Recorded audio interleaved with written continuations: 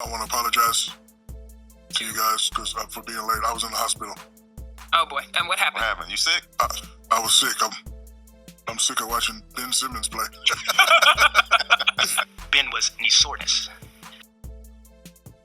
Ben Simmons has been an absolute travesty with the Nets. A lackluster comeback, no confidence, poor body language, lack of effort, constant injuries, runs from the grind, excuses. The 26-year-old has had one of the most disappointing seasons from any player, and nobody should be feeling bad for him. You just take a look at what the lineups could potentially look like. You put another big next to Ben, then you got to figure out what the spacing is around him. Then if you put a playmaker next to him, then you got to figure out what Ben looks like without the basketball. Then if you go small with Ben, then you got to figure out, can you rebound enough with him? Jacque Vaughn has a right to be frustrated. And what Jacque Vaughn was saying right there is basically, be a professional. Take care of yourself. If you know that you're going into a back-to-back situation, it's not about getting your rest the night of. It's about getting your rest 2 days prior before you even go into the back-to-back. It's about doing the necessary steps that you need for us, getting ice, getting treatment, getting stim unit, seeing the physical therapist, getting massages, things to that nature outside the lines. And so right now what he's saying is he's holding Ben Simmons accountable. Again, Max, they have been patient with him long enough. Here's Richard Jefferson on Ben Simmons shutting down for the season, sounding like his career's already over. Then Jalen Rose talks about his continuous struggles and questions his mentality, how Simmons makes the game harder for himself. We've seen players with all the talent in the world decide to just move on and step away from the game. So when I look at this situation with Ben Simmons, yeah, we root for every player. I have not met a player that I don't root for the best. But when you ask me about Ben Simmons, I know a lot of guys like that, because this is what we do. This is what we've done. I wasn't the best player on my AAU team. I wasn't the best player on my college team. A lot of guys don't make it out. If this is his story and this is how it finishes, then I wish him the best. I wish him nothing but love, and I wish that he just continues and lives his life. He was all NBA All-Star with Sixers. Yeah. Won't be All-Star with Nets. So now, psychologically, to both of you guys' point, as a player, is he going to have the mental fortitude once he gets back healthy to reinvent himself as a role player? Because that's what he's going to be called upon to be going forward. And lastly, this game is so very hard when you can't shoot. This game is so hard when you can't shoot. And psychologically, I always felt he was going to the bucket, finishing with his right hand, but going to the free throw line, shooting with his left hand. And I felt the entire time he was shooting with the incorrect hand. So for a guy that played on the perimeter, doesn't shoot shots outside of the paint at all, that's another psychological barrier that he's going to have to get over. But he's a big... Jefferson being respectful, but keeps it honest about the league not caring about Simmons if he decided to call it quits. Lots of guys shoot terrible from the free throw line. It's just you can't have a fear to go there. And so I sit here, and when we talk about coddling players, and again, I root for Ben Simmons, but when we talk about coddling players, it's like the NBA is not made for everyone. Winning championships is not made for everyone. The league will humble you eventually. The league will just be like, all right, we'll move on. Where's Brandon Roy? Where's Jonathan Bender? Where's Yao Ming? We've seen guys that dealt with injuries. We've seen guys that haven't been able to mentally and emotionally handle this. This ain't, I ain't gonna cuss, but this ain't for everyone. It ain't. The game is so difficult when you can't shoot. It's even more difficult when you have a mental block to not attempt shots. And I'm about to teach everybody something. The shots that he's making, you notice they're on the run. Running hooks. Why? Because he has a mental block of shooting the ball. That's a rhythm play where he doesn't have to think. But when he goes to the line, after he does his running with his right hand, he's shooting with his left hand. That's not going to change. And so what I'm telling you is they acquired a guy that they hope to be an all-star level player. When you're not averaging 10 points and you play on the perimeter, he's not an all-star level player anymore. And let me tell you one other thing about the fouls. He is still a great defensive player, but it's different when you're playing up front with KD and Claxton. They're thin. Now he's going against other big guys like Giannis, and Giannis like, you too little. Kevin Garnett keeping it real with his rant on Simmons. I'm looking at a guy like Ben Simmons, man.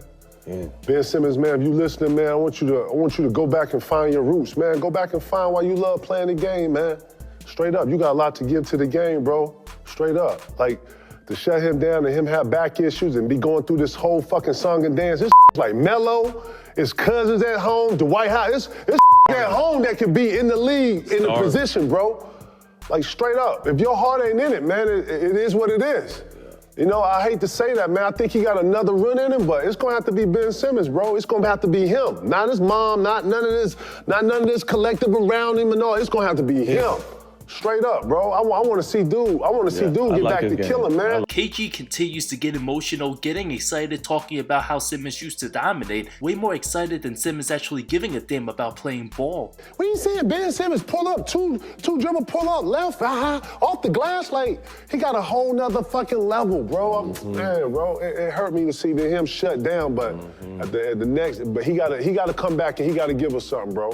I'm talking about I need to see Ben Simmons in the fucking summer league. I need to see Ben Simmons. I need to see some summer workouts, all that shit. None of that fucking IG shit that, hey, you got it, okay, you ready? Okay, go, and then I'm done. I'm talking about some real, like, workouts, bro. Yeah. Like, straight up. That's what this is. That's what the NBA is. Head coach Jacques Vaughn expecting the best of his players, but not everybody's the same. Kendrick Perkins goes off on Ben Simmons afterwards. The goal is, in my eyes, I'll say this, is for everyone to play every game and to do what's necessary to be prepared to play every game. A certain amount of minutes that each individual played in Philly, some play equally tonight. So the preparation that it takes going into that, you just have to give credit to the guys who were prepared to play, ready to play, did what was necessary to get their bodies ready to play. This is why you cannot depend on Ben Simmons. Look, patience, they've been patient enough. Patients are in the hospital. Jacques Vaughn has ran out of patience. And when you look at it right now, all he was trying to say is, hey, Ben, how about being a true professional? Hey, Ben Simmons, how about taking care of your body, getting the treatment that you need to, knowing that we have a back-to-back coming up, knowing that Kyrie Irving needs your help, especially while Kevin Durant is out. So look, Jacques Vaughn, sound like he's pretty frustrated, and he should be, because he's getting everything out of every other player on this roster that he needs to get other than Ben Simmons. And I guarantee you, if he was having a great start to that game, he wouldn't have went out with knee soreness. Channing Frye on watching the Nets during the Simmons-Irving era. He doesn't play like he has worked on his game at all. He doesn't play like he feels like he deserves to score or win. He's just out there because it's an obligation. It's how I feel. I have rarely seen a player play more scared and more worried about what are people going to think. Basketball is the most subconscious game, and I say this all the time. I said this from whenever, ever. Because at the end of the day, whether you shoot a shot or not and it gets blocked, if you shoot a shot and you think it's good and someone makes a good play, you go, okay. Oh, shit, that was a good play. They blocked it. He plays basketball not to be talked about. The former NBA champ continues on about Ben being scared to play.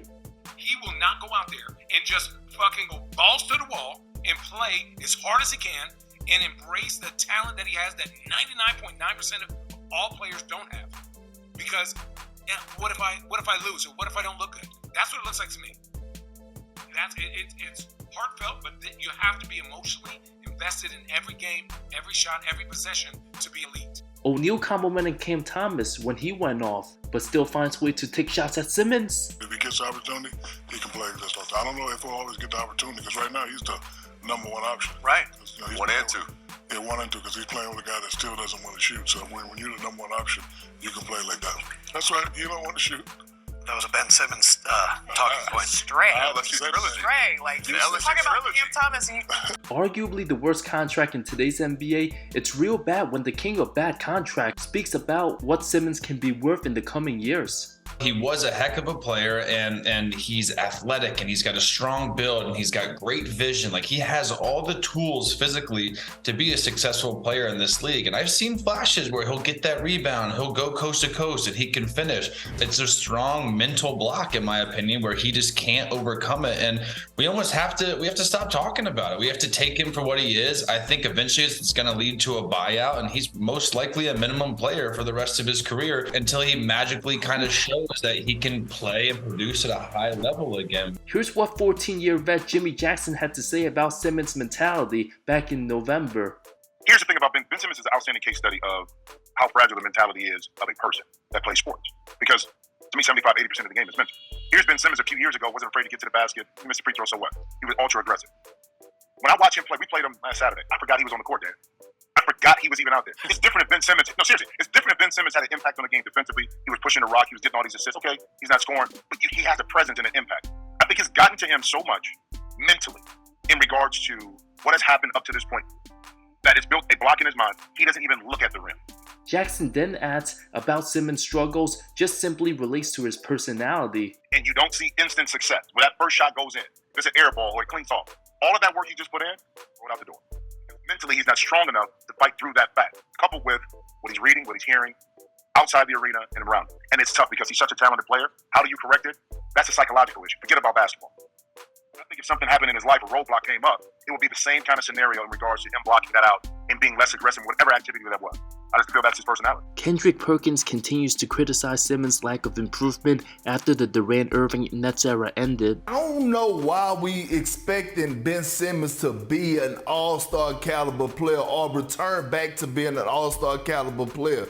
The guy's lost. He's scared. He's allergic to the basket. We understand that right now at the moment. The thing is about Ben Simmons is that when he had Kevin Durant and Kyrie Irving, I remember him being on record talking about, you know, we have the capability of being the best team in the league. Now all of a sudden, KD and Kyrie Irving is gone.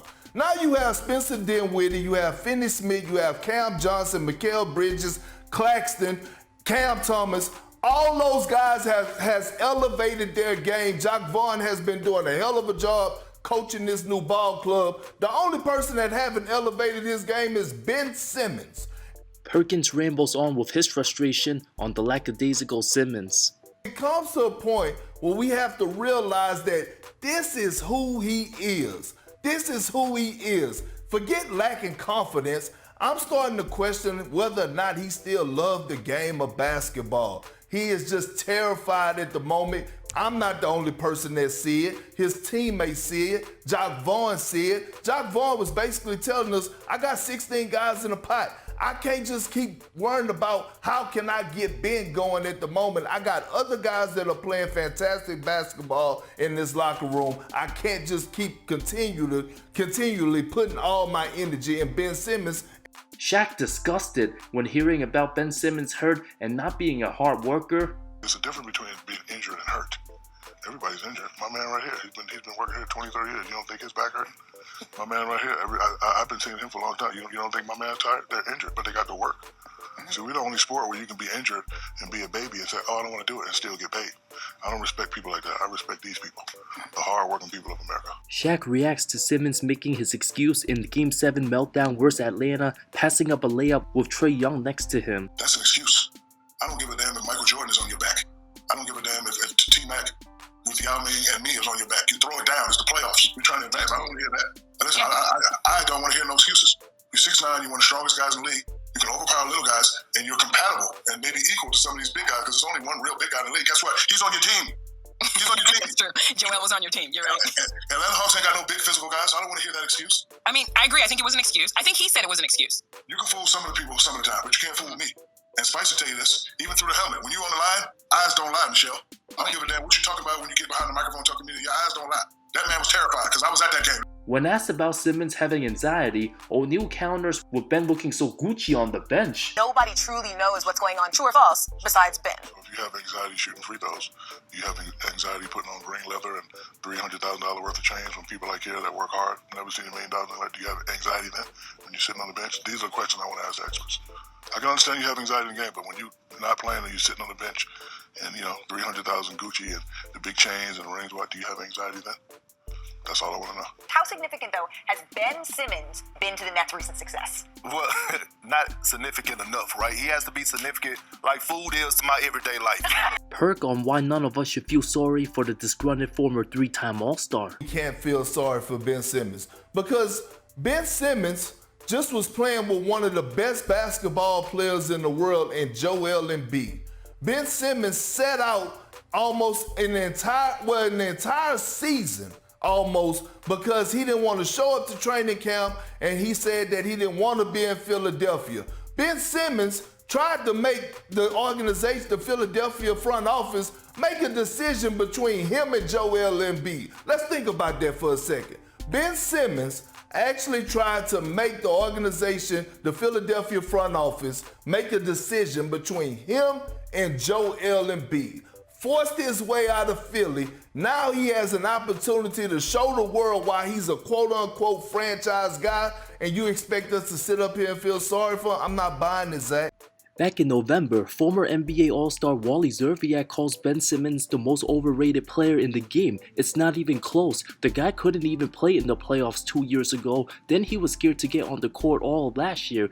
The guy's scared to shoot. He's the first pick in the NBA draft, and you can't even get him on the basketball floor.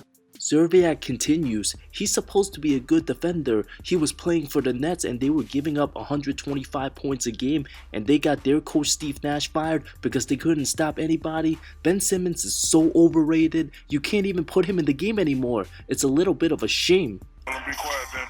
I mean, you got to protect your teammates, man. 11 points, 7 rebounds, and 11 assists. Of course, we can't end the video without hearing the legendary Charles Barkley's take on the pathetic Simmons.